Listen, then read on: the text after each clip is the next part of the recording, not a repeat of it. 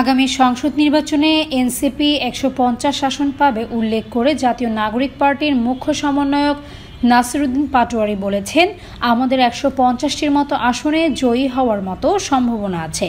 জেলায় জেলায় সাবেক সেনা কর্মকর্তা, জুলাই অভ্যুত্থানে নারী, গণ অভ্যুত্থানে কৃষক, শ্রমিক সহ যারা ছিলেন তাদের নিয়ে প্রার্থিতা থাকবে। সোমবার নির্বাচন ভবনে প্রধান নির্বাচন কমিশনার এএমএম নাসিরউদ্দিনের সঙ্গে বৈঠক শেষে তিনি এসব কথা বলেন। নাসিরউদ্দিন পাটোয়ারি বলেন, সুখবর আসছে, এনসিপি নিবন্ধন পাবে বলে ইসি ইতিবাচক সিদ্ধান্ত নিয়েছে। তবে আমাদের শাপলা প্রতীক দিতে হবে।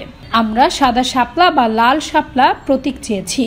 এর মধ্যে কোনো একটি প্রতীক না পেলে এনসিপি পরবর্তী পদক্ষেপ নেবে। তিনি আরও বলেন, প্রতীকের বিষয়ে আমরা আজকেও কমিশনকে বলে আসছি, শাপলা, সাদা শাপলা ও লাল শাপলা থেকে আমরা সরছি না, আগের জায়গাতেই আছি।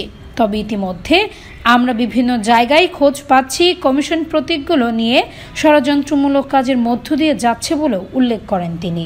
প্রথমত সাংবাদিক ভাইরা এবং পুরো বাংলাদেশ, আমাদের জন্য একটি সুখবর আসছে।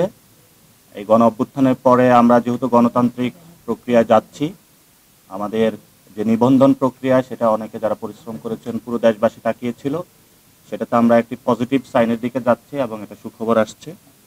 প্রতীকের বিষয়ে আমরা এখন আজকে বলে আসছি যে আমরা শাপলা, সাদা শাপলা, লাল শাপলা, আমরা যে তিনটি প্রতীকের কথা বলেছি সেটা থেকে আমরা সরছি না, আমরা সেই জায়গাতে এখনো আছি।